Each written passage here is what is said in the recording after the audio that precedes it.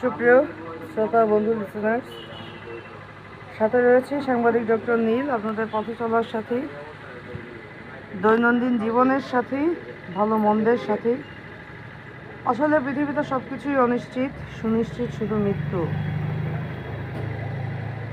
আজকে কবি শামসুর রহমানের এক কবিতার দুটো লাইন খুব মনে পড়ছে। গ্রামে গঞ্জে যত ঘুরছি তত একটা জিনিস দেখছি। তিনি বহুত আগে লিখে গিয়েছেন। কবিদের গভীর জীবন দর্শন। আসলে মানুষকে যদি ছুতে না পারে, সে মানুষ কোনো অবস্থাতে আসলে আমি সফল বলবো না। মানুষের মনকে ছুতে হবে। তিনি লিখে গিয়েছিলেন যে শতযুগের ঘন আধার আর্দ্র গায়ে আছে, সেই আধারের মানুষগুলো লড়াই করে বাঁচে।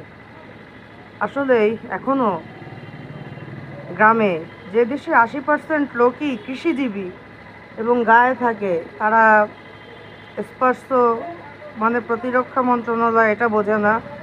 চীনমৈত্রী সম্মেলনে তারা কখনো কোনো সেমিনার অ্যাটেন্ড করতে যায় নাই। তারা স্টার সিনেপ্লেক্স বা যমুনা ফিউচার পার্ক বা বসুন্ধরা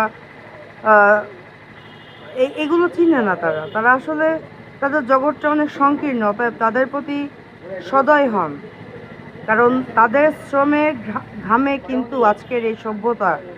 আমাদের গায়ে যে জামা, দামি জুতা, দামি চশমার ফ্রেম, আমার না হোক, কেউ কেউ তো আছে। আমাদের দেশটা কখনোই গরিব ছিল না, কিন্তু আমাদের দেশটায় শাসকরা এত বেশি শোষণ করেছে যে আমাদের দেশের মানুষগুলো আসলে এখন হাই হাই করে। ক্যামেরা দেখলে দৌড়ে পালায়, প্রশাসন দেখলে দৌড়ে পালায়, তারা কিছু বলতেই ভয় পায়। তো যত পরিবর্তনই আসুক, আসলে কিছু মানুষের ভাগ্য যেন কখনোই পরিবর্তন না হয়। আমাদের দেশের শাসকদের মূল লক্ষ্যই থাকে তাই। কারণ তারা যদি গরিব দেশকে বড়লোক বানায় ফেলে, তাহলে শোষণটা করবে কাকে? মানুষের মধ্যে শিক্ষার আলো এখন আর ছড়াইতে তারা দেয় না, কারণ বুর্জোয়া বা পুঁজিপতি এই শ্রেণী বৈষম্যের মূল ধর্মই হচ্ছে গরিবকে আজীবন গরিব বানায় রাখো, আর যার ধন বেশি তার মাথায় আরও বেশি তেল ঢালতে থাকো।